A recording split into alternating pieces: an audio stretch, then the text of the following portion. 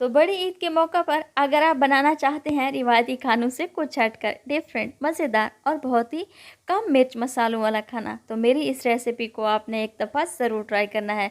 बिस्मिल्लाहिर्रहमानिर्रहीम। अस्सलाम वालेकुम।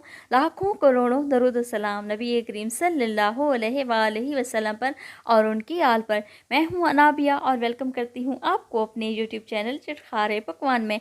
आज आपसे शेयर करने लगी हूँ बहुत ही मज़ेदार और बहुत ही टेस्टी कीमा अखवानी की रेसिपी। यकीन करें बहुत ही टेस्टी बनेगा और आप मेरी इस रेसिपी को देखते ही बनाना चाहेंगे। वीडियो को आप लोग ने एंड तक देखना है। अगर वीडियो अच्छी लगे तो लाइक कर दें, अपनी फैमिली और फ्रेंड्स में भी शेयर किया करें और चटखारे पकवान को भी सब्सक्राइब कर लें। तो चलें जी, चलते हैं हम अपने किचन में। तो सबसे पहले मैं यहाँ पर एक कढ़ाई ले लूँगी और उसमें मैं शामिल करूँगी आधा किलो के बराबर बीफ का कीमा। आप यहाँ पर मटन या फिर चिकन भी ले सकते हैं। अब मैं इसमें शामिल करूँगी आधा चम्मच के बराबर नमक, 1 चम्मच अदरक और लहसुन का पेस्ट, 3 से 4 चम्मच के बराबर कुकिंग ऑयल, 1 कप के बराबर पानी। ये तमाम चीज़ें शामिल करने के बाद मैं इसको अच्छी तरह से मिक्स करूँगी और इसे कवर लगाकर छोड़ दूँगी। मीडियम टू लो फ्लेम पर आप इसको अच्छी तरह से कवर लगाकर छोड़ दें ताकि हमारा ये कीमा अच्छी तरह से तैयार हो सके, जब तक हम हरा मसाला तैयार कर लेते हैं।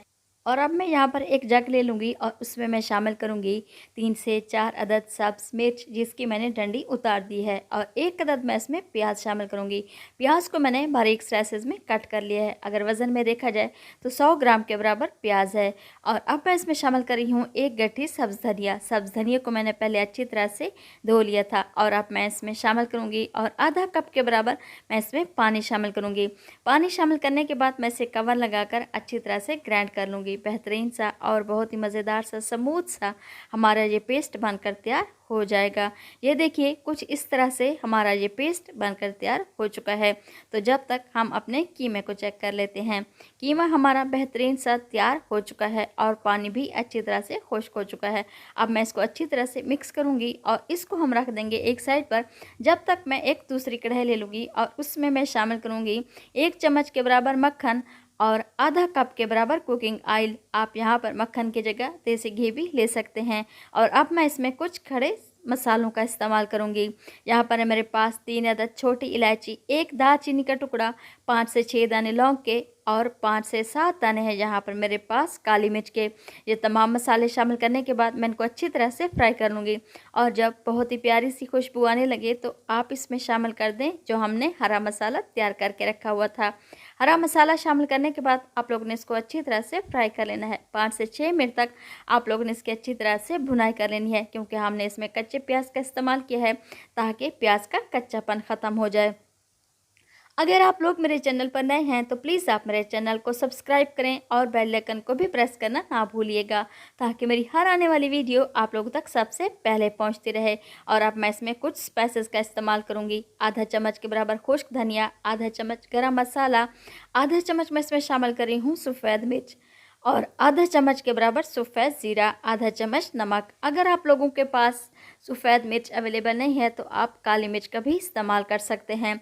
तमाम मसाले शामिल करने के बाद मैं इनको अच्छी तरह से मिक्स करूंगी। और अब मैं इसमें शामिल करूंगी आधा कप के बराबर दही। जैसे ही आप दही शामिल करें तो आप लोगों ने मीडियम टू लो फ्लेम पर इसको अच्छी तरह से मिक्स कर लेना है ताकि इसकी गुठलियाँ वगैरह ना बने। स्मूथ सा और बहुत ही बेहतरीन सा आप इसका पेस्ट तैयार कर लें। ये देखिए मैंने दही को अच्छी तरह से मिक्स कर लिया है और इसका पानी भी खुश्क हो चुका है। और अब मैं इसमें शामिल कर दूंगी कीमा जो हमने पहले ही तैयार करके रखा हुआ है। कीमा शामिल करने के बाद मैं इसको अच्छी तरह से मिक्स करूंगी और इसकी अच्छी तरह से भुनाई कर लूँगी।